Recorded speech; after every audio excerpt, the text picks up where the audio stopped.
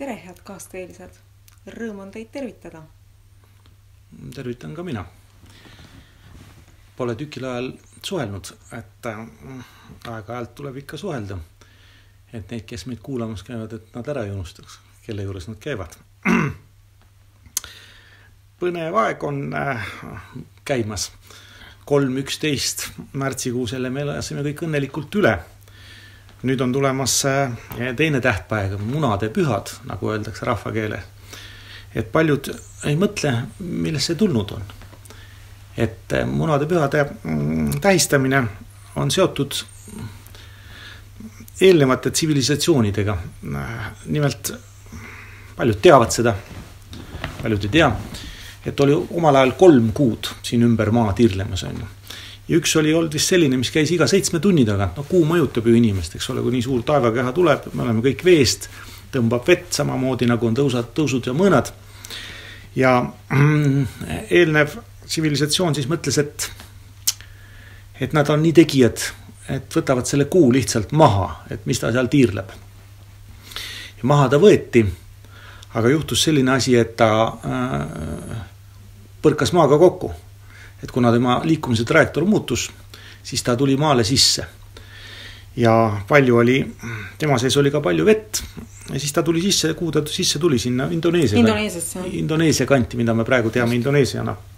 Tuli sinna sisse ja lõi sealt maa üles, ja sealt on need saared tekkinud.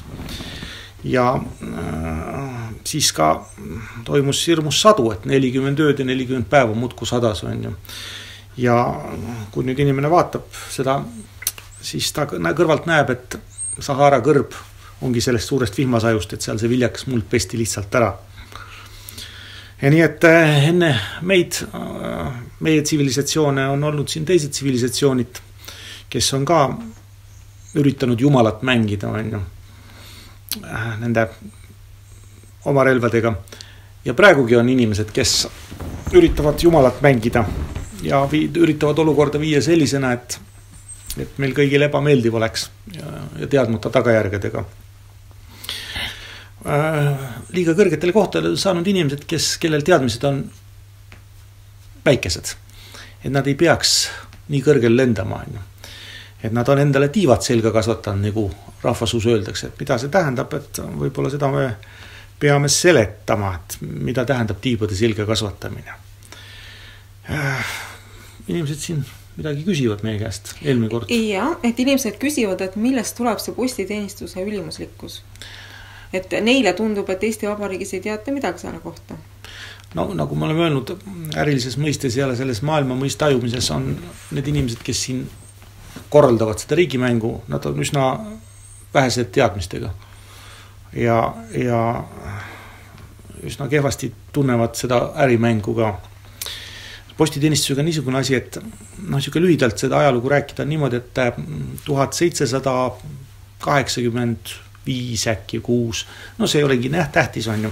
Siis juhtus selline asi, et üks kuller sai välguga pihta. See oli illuminaatlik kuller. Ja välk tabas teda ja juhtus niimoodi, et informatsioon, mis tal oli selles kulleri pagasis, see sattus inimeste kätte, kelle kätte ei oleks pidanud sattuma.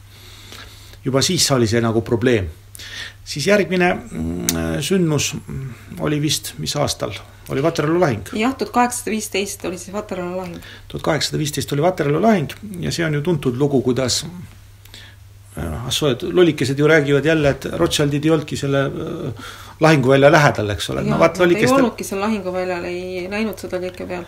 Lollikestele peab ütlema, et ise ei pea igal pool olema, et informatsiooni saada. Ja siis oli selline asi, et Rothschildide kuller jõudis Londoni börsile päev varem kui nii-öelda õige kuller ja teatas, et juhtus niisugune asi, et Inglismaa sai kolki Napoleoni käest.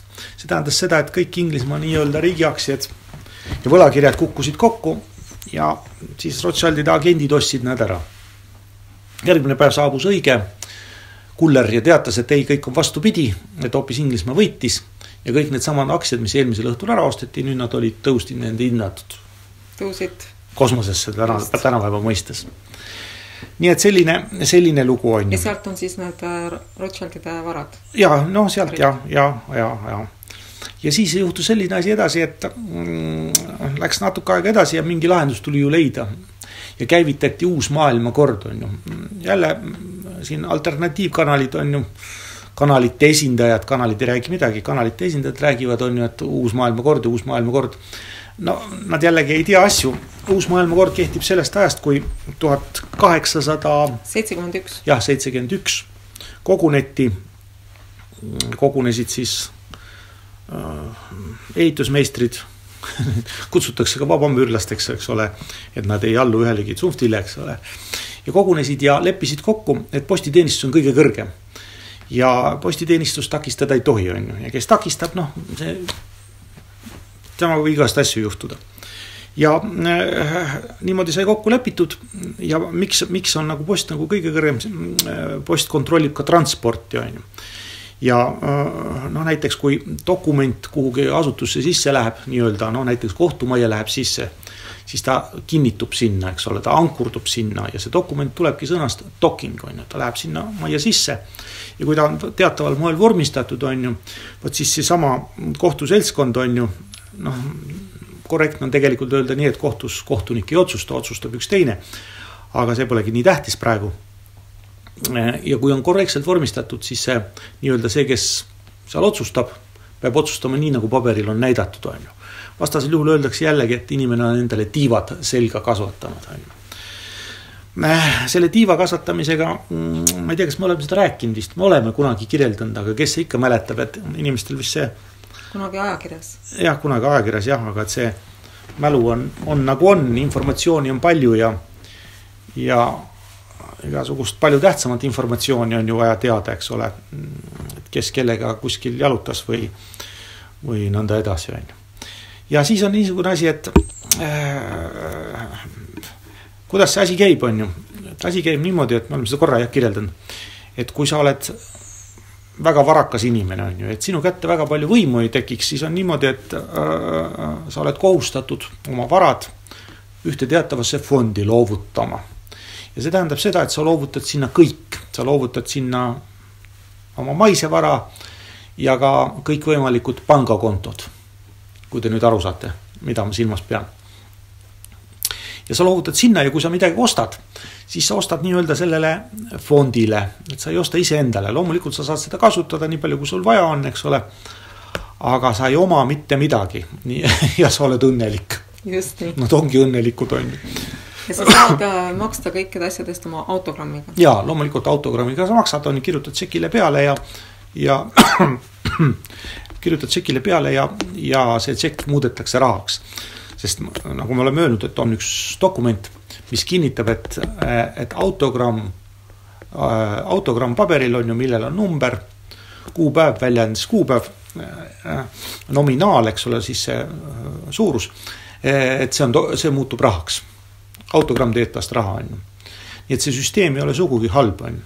Ja võt nüüd on niisugune asi, et inimene, kes sinna fondi astub, ta astub sinna mingi oma varaga, eks ole. No sinna ei võeta, kui sul on üks majakene ja vana auto, noh, see ei ole see, on ju. Aga oletame, et inimesel on palju, noh, pankasid näiteks. Ta võib ka midagi muud olla, aga pankasid. Ja nüüd on niimoodi, et kui ta sinna fondi astub, siis ta peab tagama, et tema varas, kes need on, et mitte orjad, aga noh, töötajad. Et need täidavad kõiki reegleid, on ju, kokkulepitud reegleid, on ju. See on sellepärast, et võim liiga suureks kellegi kätte, ühe inimese kätte ei koonduks. Ja nüüd on niimoodi, et nagu me oleme rääkinud, et selles panganduses ja ärimaailmas on kindlad reeglid. Need on kehtinud tuhandeid aastaid, me vanasti oleme öelnud 100 aastaid, aga tegelikult nad on sellest ajast, kui inimkonnale anti kirjutamise ja lugemisoskus. Ehk siis sumerite ajast. Ja kui siis nüüd inimene astub sinna fondi, aga ta ei suuda tagada, et tema näiteks selles pangas, millega ta astus või pankades ei täideta reegleid, on ju, siis ta peab olukorra lahendama või teine variant on, ta visatakse sealt fondist välja, on ju. Talle jääb ainult seljareeded jäävad. Mitte midagi tagasi ei anta. Ma siin jälle kirjutab, on ju, laia suuga, et ma lähen ja võtan tagasi. No mine ja proovi võtta, eks ole, kui sa nii kõva tegi oled. Ja keegi nagu ei taha sealt välja astuda, eks ole, sa ei taha ju, kui sul enne oli kõik ja siis järsku sul ei ole mitte midagi, on ju. Ja siis ei taheta välja astuda ja siis on niimoodi, et kui signaal jõuab sinna, et vaat sellises pangas sellised asjad juhtuvad, noh nagu ka siin Eesti pankades juhtub, siis on niimoodi, et saadetakse välja teatav seltskond või noh, neid ei olegi palju vaja, võib-olla 1 või 2 inimest on ju, me oleme öelnud, et Jason Byrne on ta nimi on ju, inimesed võib-olla ei saa aru, mida see tähendab. Ja siis kutsutakse see pangajuht, kelle pangas reegleid ei arvestata, kutsutakse panga katusele on ju, ja öeldakse, et nüüd on sõber niimoodi, et kuna sa ühtegi reeglit ei täida, siis sa oled endale tiivad selga kasvatanud on ju. Noh, täpselt samamoodi on ka see, keegi kontrollib neid piirkondasid, eks ole, siin Baltimaid ka samamoodi kohtunike peale see käib või ükskõik kelle peale. Ja siis ongi see pangajuht visatakse lendu pangast, sealt panga katuselt. Saadetakse ta lendu sõnadega, et oled tiivad selga kasvatanud, nüüd näita, kas sa lennata ka suudad. No mitte keegi ei suuda lennata. Ja kuna Eestis on nagu need reeglite rikkumine eriti tugev, siis noh, meie hoiame pangamajadest igaks juks eemal, et me väga lähedale ei lähe, sest et kunagi ei tea, mis sealt katuselt on alla pratsatamas, eks ole. Ja pärast ju seda riiete käest, seda riiete seest, seda hemoglobiini, seda kätte ei saa. Ei saa kätte ja noh, ja kui ta on villased riided, siis on kõik viska riided minema. Ega ei saa ju hakata päris niimoodi ka linna peal käima, nagu enamus inimesi käib. Et on ju, käiakse, ma ei tea, siidikleitides ja potastes ja noh, et kust need inimesed tulevad või me ei tea, noh. No meil on oma arvamine, eks ole, et eriti palju on Viimsis niisuguseid inimesi just, et kes mitte ei ole sportlased, vaid käivadki halvasti riides.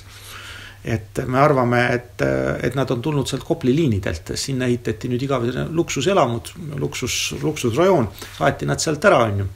No ja kus sa mujale tuled, siin on ka mere ääres on ju tore lõket teha ja rotte küpsetada ja pärast neid süüa ja siis poest läbi käia. Et ju nad on tulnud siia Viimsisse on ju. Noh, teine variant võib olla muidugi nii suur, et need majamaksed on nii suurelt läinud, et enam inimesed ei jõuagi korralikult ennast riidesse panna, aga noh, see ei tea. On asju, mida ei tea on ju ja ongi pidevalt imestada ainult. And I wonder, nagu laulab Marian Gold Alphavillist on ju. Aga noh, see jutt ei olegi nii tähtis. Tähtis on see, et sellised asjad maailmas toimuvad on ju. Ja nüüd kui keegi ütleb, et oi kui jube on ju, see on lihtsalt elu on ju. Ja selline katuselt alla lennutamine nendele, kes ei taha reeglit täita, see liigitub ju loodusseaduseks. Ja miks see liigitub on ju nii kole, kui see ei tundu. Kas selline küsimus, et kas looduses tapmist eksisteerib? Eksisteerib. No järelikult on tegemist loodusseadusega on ju. Et need seadused, mis põhinevad looduslikel nähtustel, need on seadused on ju. See, mida keegi kuskilt mingid sportlased ja hüppajad ja näitlejad ja lauljad, tont teab kes on ju, satuvad sinna Kalevipoja Kääpale. Toompeale siis. Kuidas iganes keegi kutsub, satuvad sinna ja noh, nende seadused kehtivad nende peale, et teistelt nad peavad saama nõustumise. Et nii see lihtsalt see maailm on seatud ja ükskõik kui meeldiv või ebameeldiv see jutt ei tundu, aga ta on ju, neid asju tuleks ikkagi teada. Eesti on selline tore koht, kus nagu noh, kus saab teha paljusid asju, mida mujal maailmas teha ei saa. Aga nendest asjadest vast teine kord ja neid saab teha just sellepärast, et see vastaspool, osad inimesed on ennast jumala staatusesse sättinud ja ei saa kõigest aru, mida räägitakse. Jumalad teatavasti räägivad ainult enda keeli, aga teistest jumalatest enam aru ei saa. Ja selleks peab olema alati neil tõlkija. Aga et see nüüd jutt jälle pikaks ei lähe, siis võib-olla teeme väikse vahe ja üks inimesed mõtlevad selle jutu peale ja mõtlevad nende lugude peale, mida me siia alla vahest paneme. Et eelmist saadet, kes nägi, võib-olla on tavauudiseid ka näinud ja saab aru, et protsessid on käivitunud. Sinna ei ole midagi teha. Meie lihtsalt ütleme, mis juhtuma hakkab. Nii ta on. Aga ma arvan, et kohtume kunagi veel, et sööme need munad ära ja koksime neid ja koksimine ongi sellepärast, et kuidas maaga kokkupõrke oli. Sööme munad ära ja kohtume vast veel. Kohtume taas.